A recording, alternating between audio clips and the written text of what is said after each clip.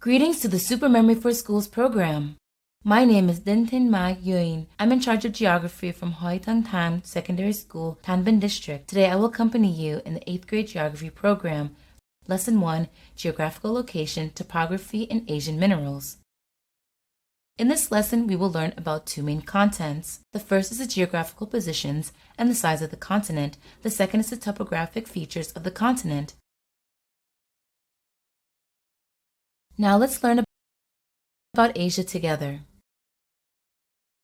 Which continents did you learn in the 7th grade geography chapter? Those are Africa, America, Oceania, Antarctica, and Europe. So today let me teach you all about the last continent on the surface of our Earth, which is Asia. And when exploring every continent, we must first identify the geographical location. You and I will observe together on the board. Here I have the world map, then the location of our Asia. When I point it on the map, it will lie entirely in the Eastern Hemisphere. And Asia is a part of the Eurasian continent. And what will Asia be contiguous? Let's observe with me. Here I have figure 1.1, the map of Asia's geographical position on the globe. And when you look at the map, you will see that North Asia is bordered by the Arctic Ocean. The south is bordered by the Indian Ocean, and the west is bordered by Europe, Africa, and Mediterranean. The Mediterranean is the Mediterranean Ocean. East Asia is bordered by the Pacific Ocean, that is the contiguous position of Asia. Well, some of you will wonder, what about Oceania? A note for you all is Oceania, Asia will be adjacent to each other, not contiguous. Why? As you look at the map in the legend part, Asia will be shown in pink. The other continents will be shown in yellow. Then you observe for me the area of the Guinea Island. This is the location of the island of Guinea. And with the pink location of this map, you will see the pink, right? That is the territory of Asia. And this is where our Asian territory belongs to Indonesia. The rest belongs to Oceania. But in terms of the area of Oceania, the whole island of Guinea would belong to Oceania. Therefore, Asia will be adjacent with Oceania, not contiguous. Please note for me. Well, what about the poles of Asia next? I invite you to continue looking at the map. Regarding the northernmost point, this is the position of the northernmost point of Asia located at Cape Chilskin at 77 degrees 44 north. Regarding the southernmost point, this is the location of the southernmost point of Asia is located in Tangjen Pi 1 degree 16 degrees north. Regarding the westernmost point, this is the location of the westernmost point of Asia located at Cape Baba at 26 degrees 4 east. And the easternmost point of Asia located at Cape Des Neve at 169 40 east. Then keep looking at the map. You will see that from the position of the northernmost point to the southernmost point, the length of the northern point to the southern point of our Asia's length is 8,500 kilometers. The length from the westernmost point to the easternmost point of our Asia stretches about 9,200 kilometers. So with the position and the extreme points I just mentioned above, you look at the map, you see Asia is a continent with an extremely large area. And if you include all the islands, then the area is about 44.4 million kilometers squared. Then please note that Asia is the continent with the largest area on the surface of our Earth. After learning about the first factor, that is the geographical position and size of the continent, I invite you to move on to the second part, which is traits of mineral topography. In the characteristics of mineral topography, you will start learning from me two factors. The first is the topography, the second is the minerals. So which features will the topography of Asia have? Then we will observe together on the board. Here I have a map of figure 1.2, a map of the mineral topography in rivers and lakes of Asia. Then when you look at the map above, you should carefully notice the legends. In this annotation, the plains will be shown with the abbreviation, that is the word DB. And plateaus will be abbreviated as SN. The mountain ranges will be shown as D. And when you look at the map, you will see that our Asia has three main topographical factors. The first is the mountains, the second is the plateaus, and the third is the plains. Now we will consider the first factor, that is the mountains in Asia. Asia has many mountains and high plateaus, the largest and the most vast plains in the world. So what will our Asian mountains look like? As I shared with you all at first, the mountains here are very high. And what are those high mountains? Let's look at the map above.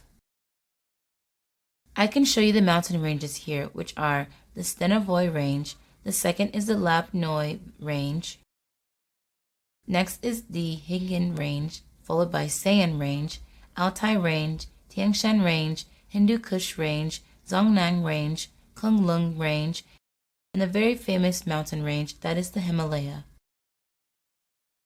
Why is it so famous? Well, that's because this is on the mountain range where Mount Everest is, which is known as the roof of the world with an altitude of 8,848 meters. And right on this topographic map, you can also observe the height of Mount Everest, 8,848 meters.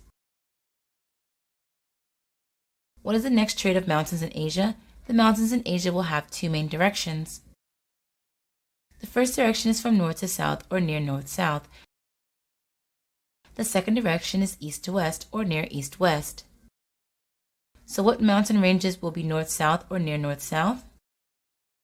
Well, on the map you will see that it is the Da Hingen Range, that is the Lapnoy Range.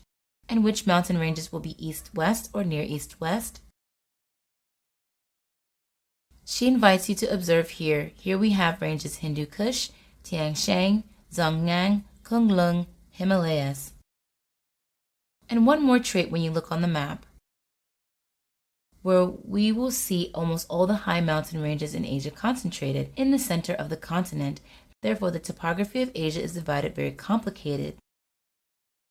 And here I have very beautiful pictures of famous mountain ranges in Asia. Let's look at them. I have pictures of the Kunlun Range, Tian Shan Range, the Himalayas, and the Altai Range. Besides, at first I shared with you that Mount Everest, which is known as the roof of the world. Then this is the image of Mount Everest with an altitude of 8,848 meters. And this Everest will be located in the Himalayas. Besides, here I have a lot of mountain ranges with great height.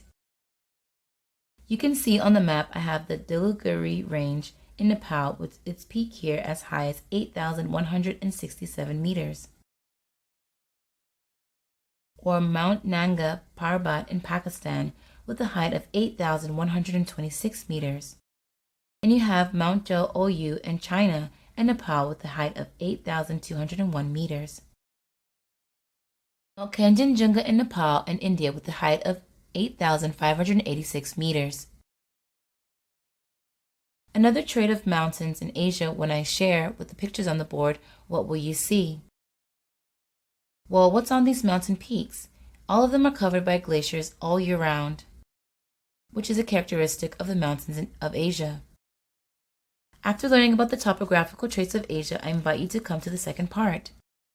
Learn about the second topographical characteristic of our Asia, which is the plateaus. What mountains are there in Asia? Let's take a look at the board together. I have the Arabian Plateau, the Iranian Plateau, the Deccan Plateau, the Tibetan Plateau, and the Central Siberian Plateau. These plateaus are very high and massive, distributed mainly in the central continent of Asia. Therefore, it is also a factor that makes Asia's terrain divided complicatedly. Here I have some pictures of plateaus of Asia. Let's observe together.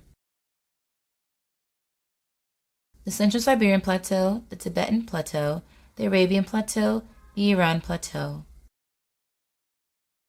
Now I invite you to the third feature of our Asian terrain, the plains. Asia has many of the largest plains in the world. Let's observe the map figure 1.2, the topographical map of minerals and rivers of Asia. So what deltas will there be on this map? The first is the Mesopotamian plain created by the alluvium of the Tigris and Euphrates River. Next I have the Turan plain with the location of the Turan plain. You will see here there are 2 river systems, but the maps do not show. You will observe for me in the footnote, here I have the Sur Darya River and the Amu Darya River. Next I have the Indus-Ganges Plain, which is made up from the alluvium of the Indus and Ganges rivers. The West Siberian Plain is made up of alluvium from the Obi and Yenisei rivers, Irtysh, Nadyam, Tass, and Pur rivers also. The North China Plain is located downstream of the Yellow River, and the Central China Plain is located downstream of the Yangtze River. And when you look at the map, you can also see the Mekong River system. And with the Mekong River system, when it flows to our Vietnam, that is so-called the Mekong River Delta. And when I point to the map of the deltas in Asia, you will see most of the deltas in Asia are distributed in the areas around the edge of the continent. And after we've learned about the topographical traits, let's come to the second part, which is the minerals in Asia. Asia is a continent with very rich and diverse minerals, many of which have large reserves. So what are all those minerals? We shall continue observing with me the map of figure 1.2. Mineral topography and rivers and lakes of Asia. And in the footnote, you will see our Asian minerals including coal, iron, copper, chromium, gas, petroleum, tin, and manganese. And note for you all is minerals are extremely important and have large reserves in our Asia are gas and petroleum. So when you look at the map above, where will you see the most concentrated distribution of gas and petroleum minerals? Well, that's the area of Southwest Asia. This is the region of Southwest Asia, guys. And it is distributed mostly on the edge of the Persian Gulf and the Mesopotamian plain. This is the place where the concentration of minerals, gas, and petroleum is the most in our Asia. After learning about mineral characteristics, you may observe for me this is a picture of petroleum and exploitation in Southwest Asia. As I shared with you earlier, this is the area with the most mineral reserves in our Asia as well as the world. Our lesson here is the end. In this lesson, you will remember for me 2 main contents. The first is the geographical position and the size of the continent. The second is the characteristics of mineral topography.